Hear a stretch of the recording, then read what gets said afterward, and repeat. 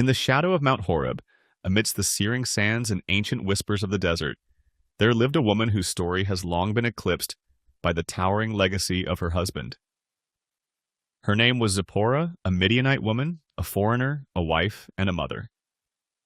Her story is often summarized in a few verses, mentioned in passing in the grand narrative of Moses and the Exodus.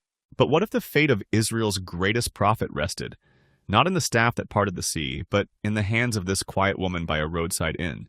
This is a story of forgotten courage, a story of blood and covenant, of silence and obedience, of a woman who stepped forward when death loomed, and in doing so altered the course of biblical history.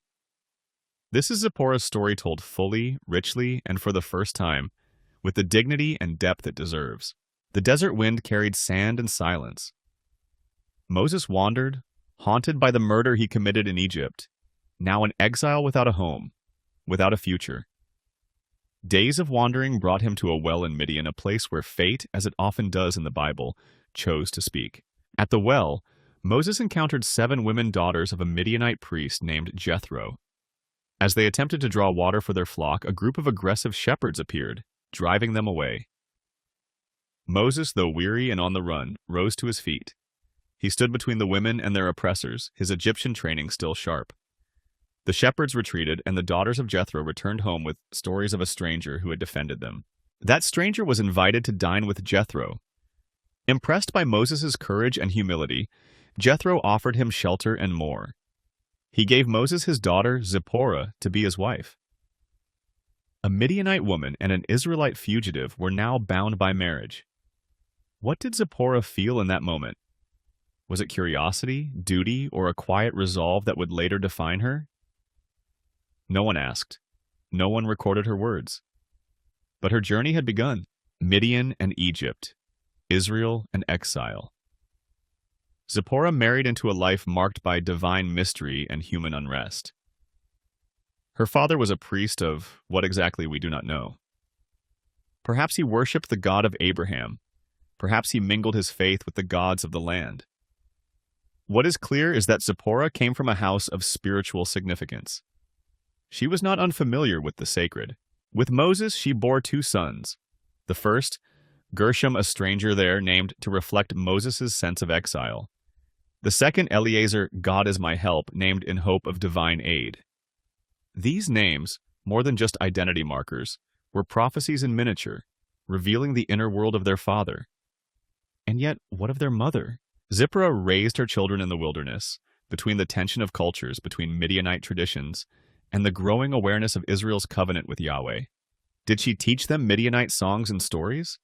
Did she learn from Moses, the God of his ancestors?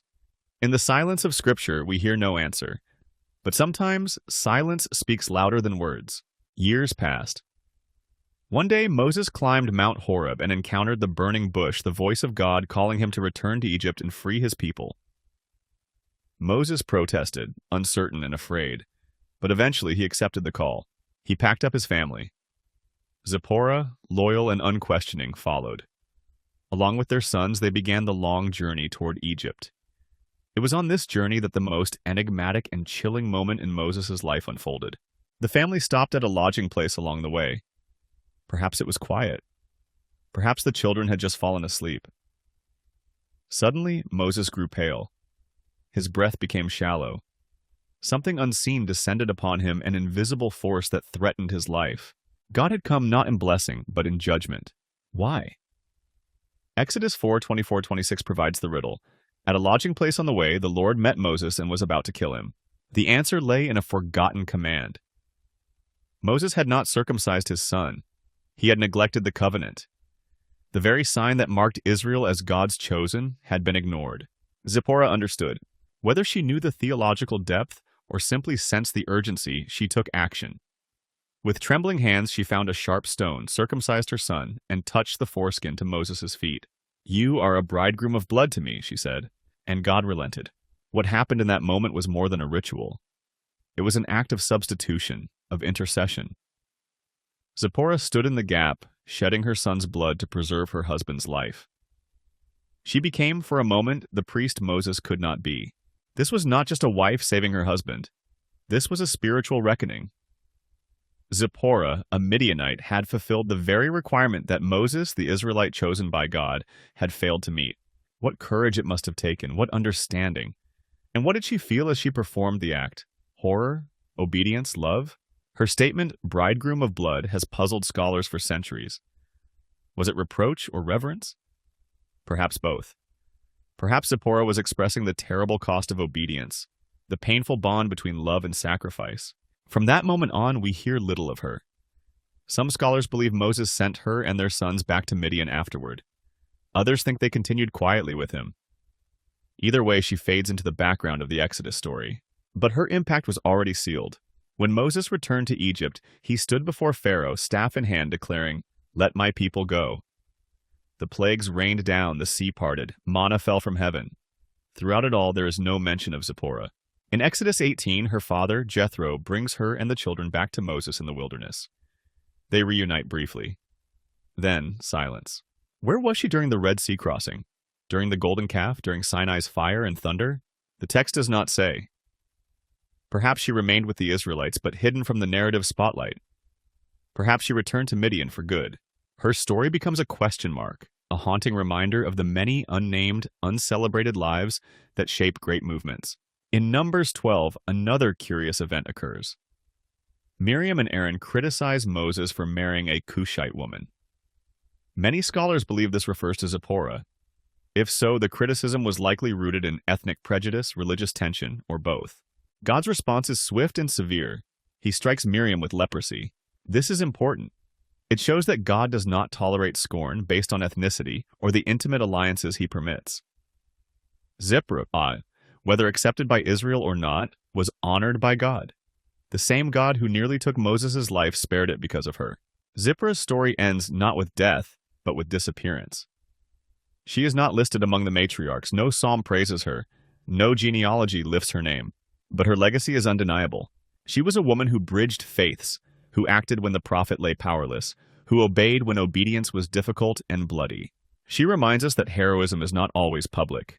Sometimes it is a midnight decision with a flint knife and trembling hands. Sometimes it is a woman saving a nation by saving one man. As the Exodus narrative moves forward, the sands of time gradually cover Zipporah's presence. Her name no longer appears. Her voice is not recorded again. And yet, her legacy echoes quiet, resilient, essential. She was not a woman of titles. She was not crowned with prophecy, nor exalted in genealogies. But in the most critical hour, she acted when even God's chosen deliverer could not. Her story is a testimony that obedience often emerges from the margins, and that faithfulness sometimes bears a foreign face. In the end, Zipporah disappears into the same wilderness where her journey began. Whether she returned to Midian, lived among the Israelites, or passed away before they reached the Promised Land, we do not know. But what she did that night with a stone and a child and a husband hanging between life and death changed everything. It is said that behind every great leader is someone who stood in the gap when no one else would. For Moses, that someone was Zipporah. Zipporah's story challenges us today. In a world that often forgets the quiet strength of those who serve without recognition, her story reminds us that divine history is shaped not only by the celebrated, but also by the silent. Her courage teaches us that decisive action born out of faith can change the course of nations even when no one sees, even when no one thanks you. So what can we take from her life? That faith is not always loud. Sometimes it bleeds in the dark.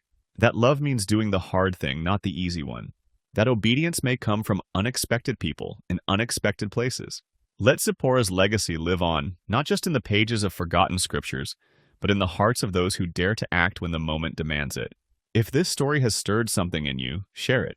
Speak her name. Let others know that courage, like faith, often begins with a single act in a silent night.